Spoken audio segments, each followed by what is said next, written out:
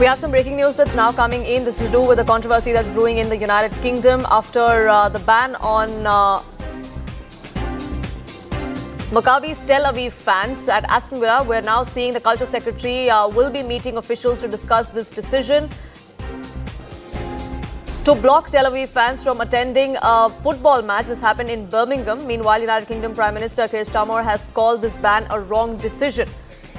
Details are still trickling in of what exactly transpired in United Kingdom. Anand Narasimhan, my colleague, and Sanjay Suri will be joining us shortly, getting us more details. In fact, I believe Anand is with us. Anand, what exactly transpired? Well, this is the letter that's come from Barrister Ayub Khan, who's the MP of Birmingham. Now, long live freedom. That's the freedom is dead. That is what many are saying. Long live liberal British society, freedom, and a liberal British society is dead. That's what many are saying because of the tone of this letter. He's saying, I welcome the Safety Advisory Group's decision to advise Maccabi Tel Aviv fans will not be permitted to attend Villa Park on 6th November. There was a match scheduled between Aston Villa FC and the Maccabi Tel Aviv team.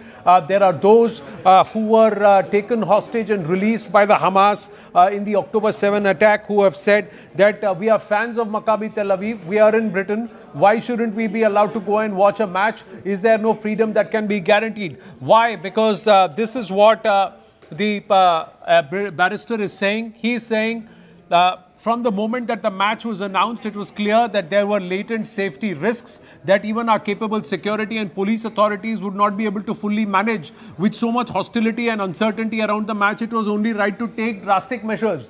So is he saying that as Birmingham MP, he cannot guarantee security? Is he saying that the local police and the security establishment cannot guarantee safety for fans in a match which is supposed to actually keep sport above politics? That's what he says at the end. He says sports entertainment events should be enjoyed by all regardless of their race, ethnicity and background. And then comes the but. There are rare instances where political dynamics surrounding such spectacles cannot be ignored and where drastic action must be taken to ensure the safety of fans, players, staff and local residents.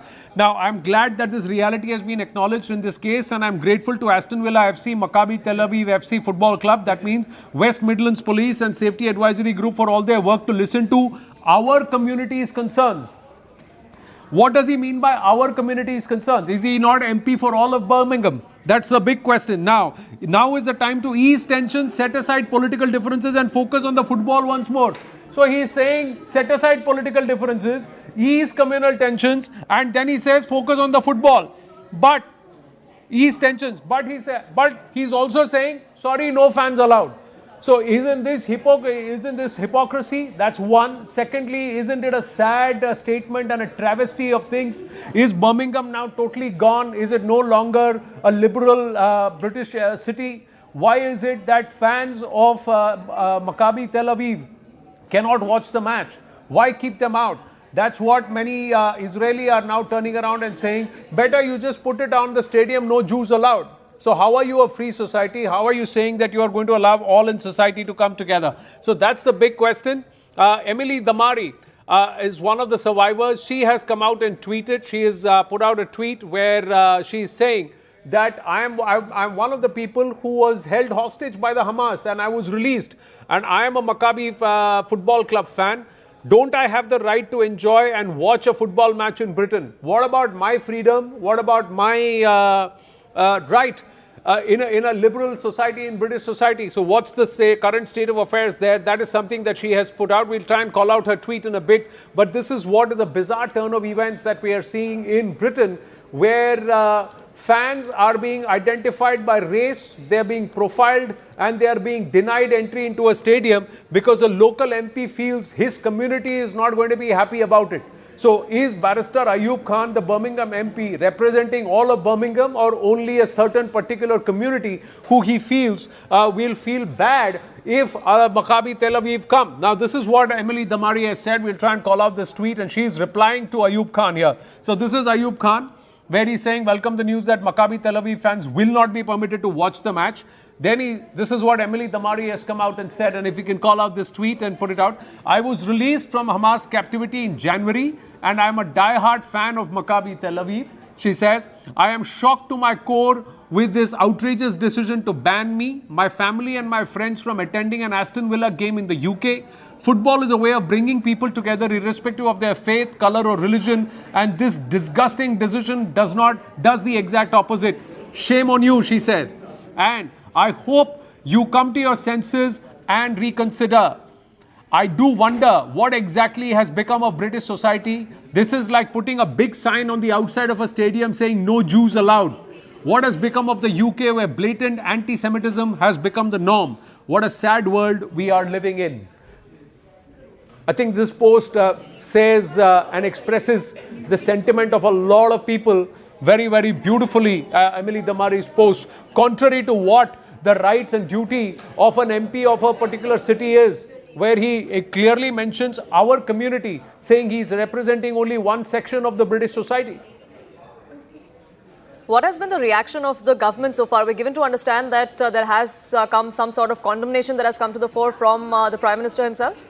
Yes, Keir Starmer has reacted. There has been a reaction from Keir Starmer, who has condemned this kind of an attitude. But is he able to try and turn this whole entire diktat around? Is he able to try and guarantee a certain level of confidence to fans of the Maccabi Tel Aviv football club? Is he able to say that either no fans enter or all fans enter? That we have to wait and watch.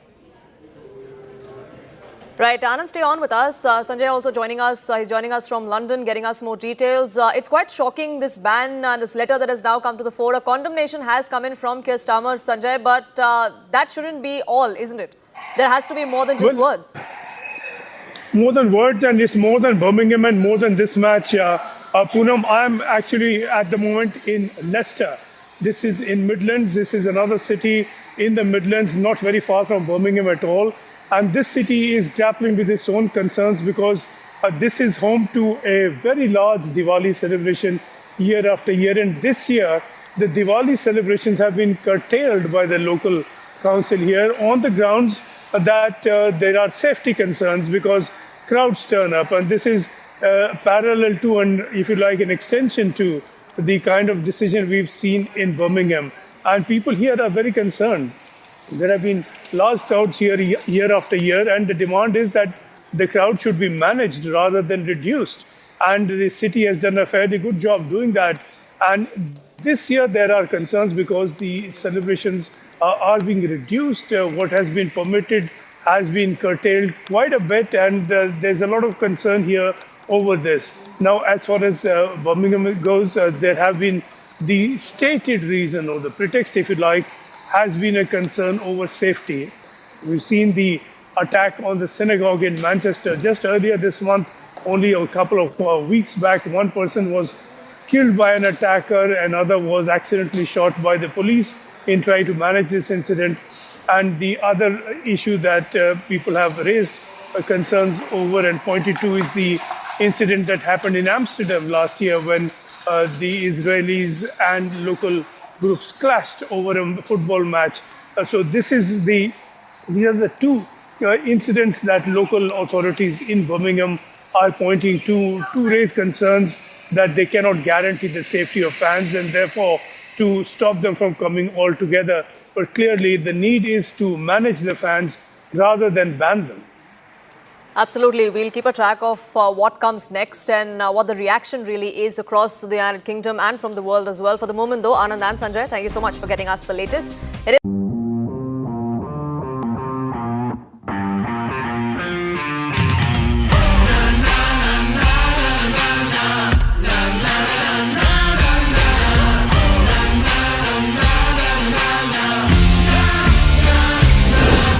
Make informed decisions with comprehensive analysis on the go. Strengthen your portfolio with real-time market updates on the go. Create effective strategies with insightful expert opinions on the go. Grow on the go with CNBC TV 18. Now streaming live 24/7 on YouTube. Hey, thank you for watching this on CNBC TV 18. Hope you liked it. For more such interesting news and updates, follow CNBC TV 18 on all the social media platforms.